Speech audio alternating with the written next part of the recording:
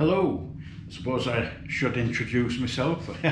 I'm the Hairy Baker, and that I thought I'd just bake a bread. I bake a bread every day, but I just thought, just for whatever experience or whatever, I think I'll try and do it one for YouTube and post it on YouTube and just see how it all turns out.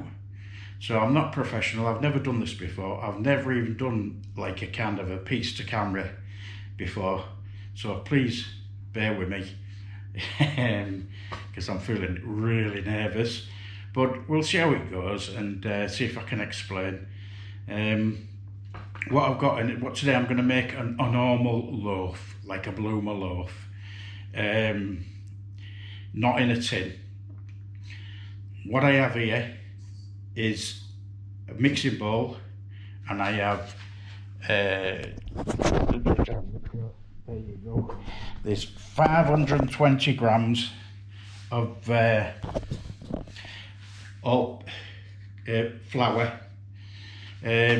baking flour, strong flour. So there's 520 grams in there. What I do when I'm putting in my ingredients, I'll just grab this thing again, the camera, and show you. I create a hole in the middle, and that's where the oil's going to go. That is where the yeast is going to go, and that is where the salt's going to go. And I do it that way, not because I'm intelligent or anything like that, but somebody showed me a while back, this is how they do it, and it keeps the salt and the yeast apart, because salt kills yeast. So in order to try and keep it as strong, so that's what I do. So I've got me scales here. So what I'm going to do first, I'm going to pop the oil in. Now normally I use olive oil, but because of the costs at the moment, the is soaring high, really expensive, even just the cheapest kind of olive oil. I started using rapeseed oil, a cold pressed rapeseed oil. It does give it a little taste, but it doesn't spoil the bread at all, I don't think. My wife and my two children, they eat the bread and they love it. So yes, I'm using this at the moment. It's a fraction of the cost.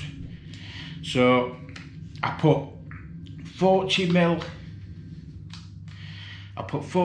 of oil. So I'll just change the things again. So there we go. Putting in now. Oh, just slightly over 41 ml, doesn't matter. So I'll pop that there. Next, the salt. I'll just put 10 grams of salt. 10 grams of salt in there. This is just to add flavour, and I think it has some kind of chemical reaction in there to make it a nice bread, a nice kind of loaf. But it's mainly for flavour, I think. And yeast. Now this is just a normal dried yeast. You don't have to weigh it because they come, and I think they're 8 gram packets. So it's just a case of snipping off the corner and putting the yeast in the other bit. So you've got the yeast, the oil and the salt with the flour. Now I've got 520 grams of flour in there. That's because it's a really nice flour that I use. It's Shipton mill flour, organic, white, and it's absolutely beautiful. But in a normal bread flour, you know, run-of-the-mill bread flour that you got from the supermarkets, it might only need 500 grams of flour, because sometimes some flours are a little bit drier than others. So in order to get this to a state where when I'm making the bread and it grows, everything grows, and I'm quite happy with how it turns out with 520 grams. So I'm just going to get some water.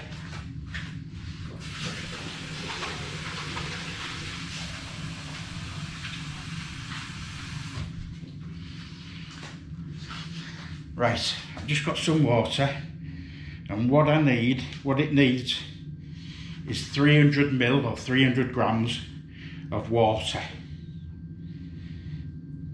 This is just my recipe. I've adapted it. It's been adapted from a Paul Hollywood recipe for a bloomer, and I've just adapted it in parts to get it how I want it. So I've got it all the mixtures in there. Look, it looks a bit of a mess, bit of a mush. I don't do it by hand. I used to knead my dough by hand, but I found that if I use my wife's mixer for about 8 minutes, there in the mixer, and after about 8 minutes it turns out a lovely dough, a lovely elasticy dough. So anyway, you don't want to be listening to me harping on for the next 8 minutes. I'll come back to you in about 8 minutes. Okie dokie, bye. Right, while the dough's still mixing there, what I'm going to be doing is I've got a bowl, a large bowl. I'm going to pop a little bit of oil in, just a tiny bit, you don't want a lot, just to stop the dough from sticking to the bowl. And it helps when you tip, when your dough has risen for the first time, it's easier to just tip out and put on your table. So I'm just giving it a bit of a rub around with my hand. The eminence of the oil on there will kind of help me, you know, stop the dough from sticking to my fingers when I'm shaping the dough, doing it like an initial shaping, or putting it into like a little bowl. It's not really shaping, it's just putting it into a bowl. So on here it's 8 minutes I usually take. Hang on. I usually knead the dough for around about 8 minutes on the machine. Doesn't have to be 8 minutes. I just do it 8 minutes. It could be done in 7 minutes or even 6 minutes really, but I just prefer it to leave it for 8. So I'll switch it off there. I don't think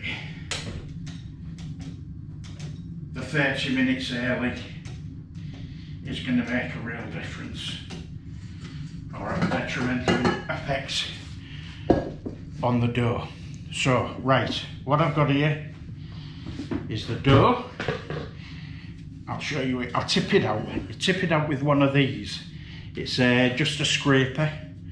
You can buy them, they're dead cheap. And what I do is I scrape the dough out of the bowl. It comes out like that. What I like to do is to put it into, create a bowl so it's even out. So I just stretch, pull, stretch, pull, stretch, pull, stretch, pull in the middle, like this. Just keep going round until you just start to feel the tension in the dough. That's it, that'll do about there. Then I get my bench knife, baker's bench knife, and I just turn the dough over and give it a few twists like that, and that pulls the dough in. And there you go, a nice, perfect dough. Then I get the bench knife, lift it up, pop it up so the dough's in there now. Now to prove bread, I used to use a plastic bag, a big bag, which you could zip up at the other end. And but I'm fortunate today to have a proving box, which you can, well, I got mine, I don't know whether they still sell them, but I got mine from a place called bakerybits.com, bakerybits.com. This is a Broad and Taylor proving box. So it's I found this really helpful and much quicker and more easier than using a plastic bag. They're not cheap, so this was a bit of a splash out for me. But I've been making bread for a long while now, all different types of breads. So I knew it was going to get plenty of use. But if you're not a prolific baker of bread, then to use a plastic bag, big plastic bag, would be suffice. So I'll show you what's like in here. It's a box, and inside it's got like a little dish, and in that little dish you just put a little bit of water in. Now just do it so it just covers the bottom bit, and then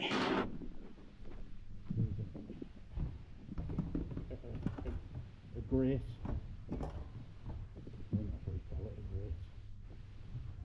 I'm sure people write in and tell me a rack, some kind of rack. So then I put the bread in the bowl, the dough in the bowl, and into the proving box.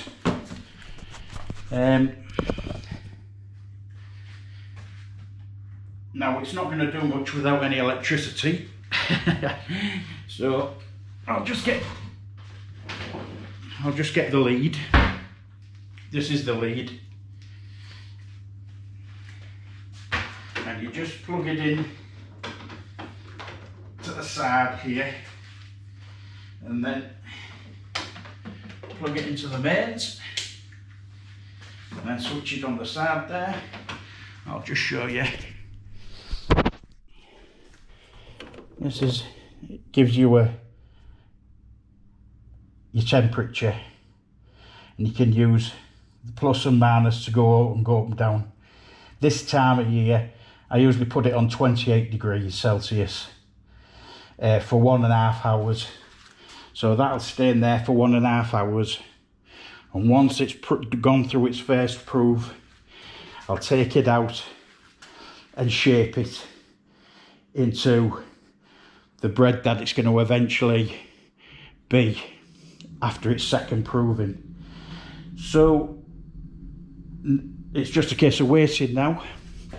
It's just a case of waiting until that dough has risen, and we'll go on to the next stage when that's done. So I'll see you in an hour and a half. Hello, well, we're back. The dough has been in the prover for an hour and a half, proving. So now it's about just tipping her out, knocking back. Now I've seen that people do loads of things, and the worry and stress about knocking back your dough. It's really simple. It is really simple, and you don't have to go beating the living daylights out of your dough. It's much simpler than that. What I've done is I've put a little bit of oil, a bit too much actually there. Just put some oil on the work top, on the work thing, just so that it doesn't stick. And when I was saying about lightly greasing the bowl earlier on, so it's easy, comes out much easier, that's what you do. Just need to turn it upside down, and there it is. And it should be all nicely aerated like this, really nice and soft. Basically what I do to knock it back is I just give it a gentle gentle with my fingers like this, potting it around. Then I grab it gently under the corners and lift out like that. Underneath, just give it a lift out. Making sure it's all around about the same thickness as you go around. Just gently teasing it away. And what you should have is like a nice flat piece of dough. Then all you do is grab it at the bottom, lift it up to around about halfway up along there. Bring that side in, bring that side in, and from the top, here from there, grabbing the top, pull it down into the centre there. I hope you can see this. So they're down to there like that. Then you grab the corners, pull it into the middle and then down. Into the middle, down. Into the middle, down. Into the middle, down. There you go. What should be is left something like that. Then so I'll bring it over here so you might be able to get a better view. Get the bottom, roll it over like that, nice and gently. And there we go. You should be left with a little shape like that. What I do, sometimes you might find little air pockets in and around. So what I do is just give it a little snip with the scissors like that and then tap it in. That'll be fine. And hopefully that's not so bad, that one. Then we need to get a tray. Come here, go. Good girl.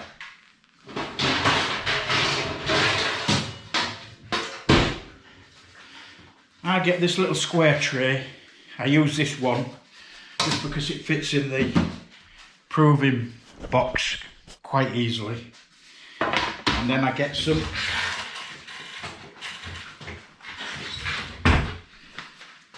greaseproof paper. Tear enough about to fit on the tray, like that.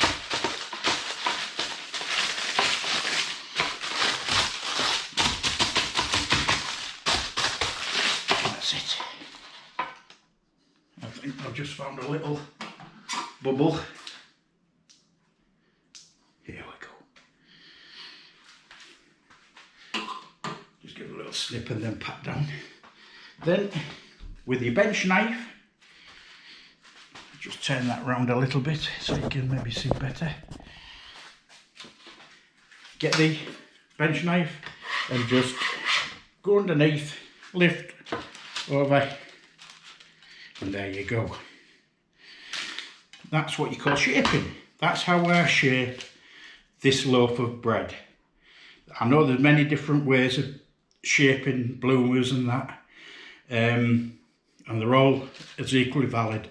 This is just the way that I do it, and I find it very easy. It's a very easy thing, and I like the shape when it's finished. So I'll just put this back in the prover.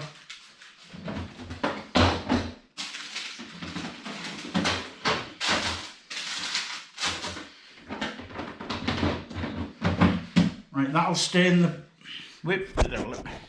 that'll stay in the prover now for 50 minutes. And after 50 minutes, I'll switch the oven on at gas mark 7, or between 6 and 7. And I'll put this, which is called a Dutch oven. And I like this because it really does make the bread nice. So I'll put this Dutch oven in the oven to really get hot. So after 50 minutes of the bread proving in there, I'll switch the oven on, stick this in, shut it and let it get hot for 20 minutes. After 20 minutes, I'll show you, I'll need to take this out, the Dutch oven, out of the oven, on the top, and I'll show you how I transfer the dough into this for the oven, but I'll show you that when the time's due. So now it's just 50 minutes until it has 50 minutes of proving.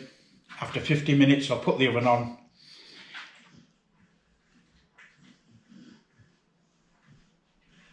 And then I'll put in, after 50 minutes, put the oven on and put this in for 20 minutes. So when we get to that stage, I'll get back to you. Hello. Well, 50 minutes have gone by now. So it's about putting the oven on, switching the oven on, and putting the Dutch oven in. So I'm gonna,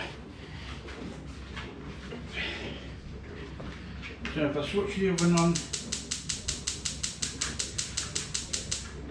gas mark 6, get the Dutch oven and pop it in the oven. Right, in 20 minutes. In 20 minutes that'll be ready. The dough will be ready, proved ready, be ready to go in the oven. But we'll do that when it's time. Right, hello, 20 minutes have gone. I'll just put the oven bits on.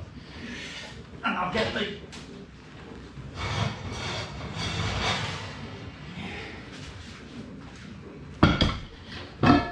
that out the close that door so we'll leave all the heat on. Right, and then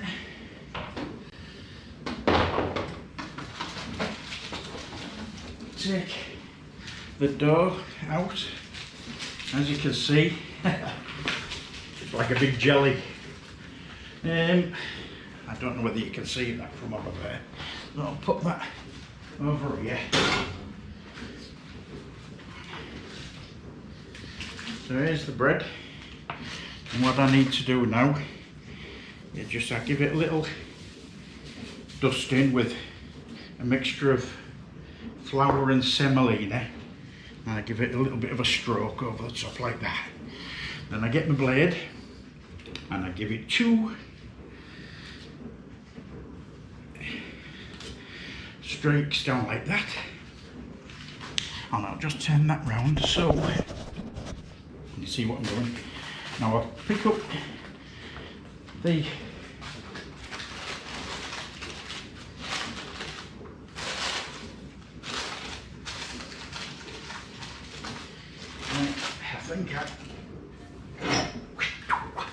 don't do that at home because that was really hot. And then we'll get this top so it's on a little bit at the bottom. I don't think I've explained that very well. It comes up in 2 parts. The lid actually works as a base as well. That's what's good about a Dutch oven. You can use them both. So the dough is inside with the bottom on the top, if you know what I mean. So that'll go in the oven now for 20 minutes.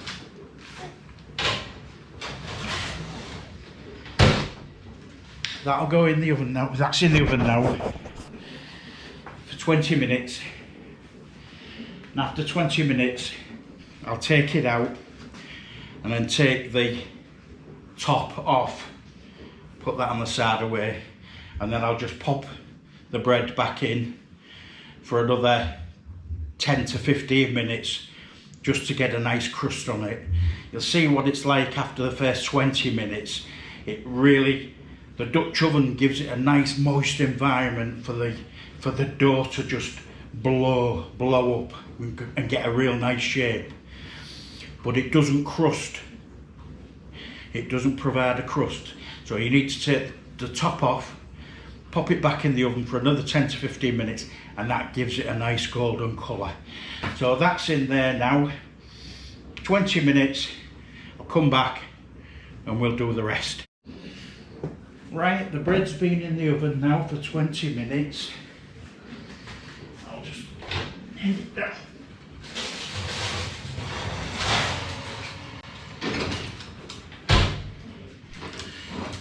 And I'll bring it over here.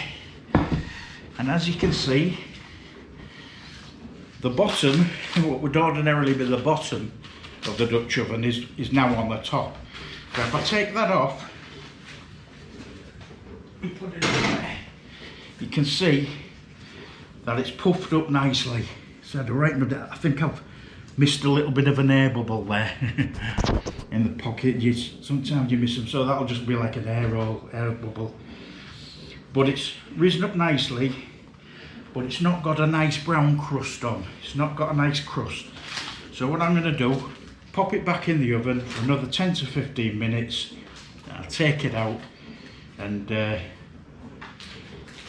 put it on the rack ready to cool. So I'll just pop this back in.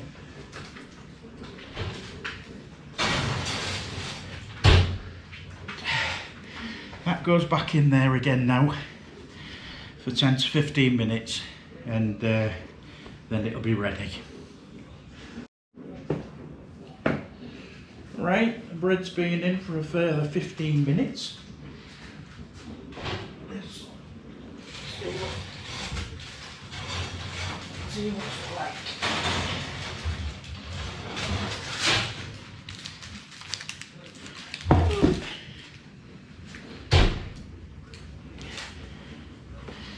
There we go. Fresh out the oven. I'll get the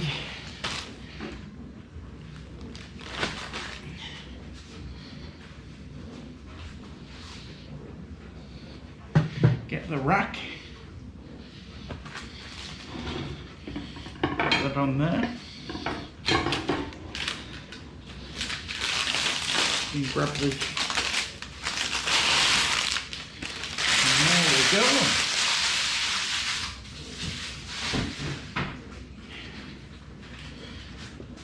Well, as you can see, what would ordinarily be a lid on a crock pot or a Dutch oven, that would usually be the lid.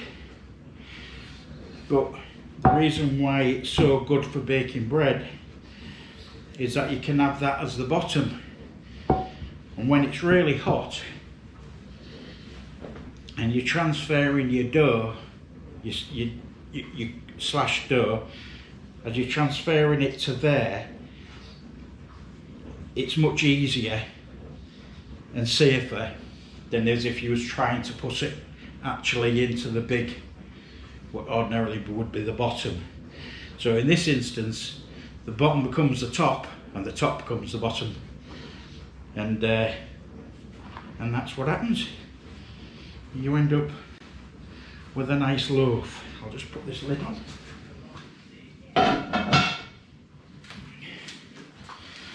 So I'll leave that to cool down now for about 35 minutes, 45 minutes. Give it a chance for it's still cooking, you see, even though it's out of the oven, the bread's still cooking inside. So if you cut into it now, it won't look nice, won't taste nice or anything like that. Let it cool down for about a good 45 minutes and then I'll cut into it and I'll give you a shot of the crumb, do a crumb shot, and then you can see how soft and lovely. Put a bit of butter on and do it from there. I noticed when I was slashing this earlier on, and I just call it a thingy because I've had it for so long, and it's actually, the proper term for it is a lame, a baker's lame. Now, where I got this from, if you see it, you think, oh, I'd like one of them. They're not expensive. I got this from a company called thebreadcompany.co.uk. Thebreadcompany.co.uk. I don't know whether they're still going because I bought this off from quite a long time ago, maybe about good 7 or 8 years ago. But hopefully they'll still be going strong and you'll be able to get one of them from them. You might be able to get one from Bakery Bits or, you know, any other online baker's website as well, you know. But that's where I got mine from. And that's that. I'll come back in 45 minutes and we'll do a crumb shot with some butter. Right, the bread has had time to cool down. So now's the time to cut in and see what it's like.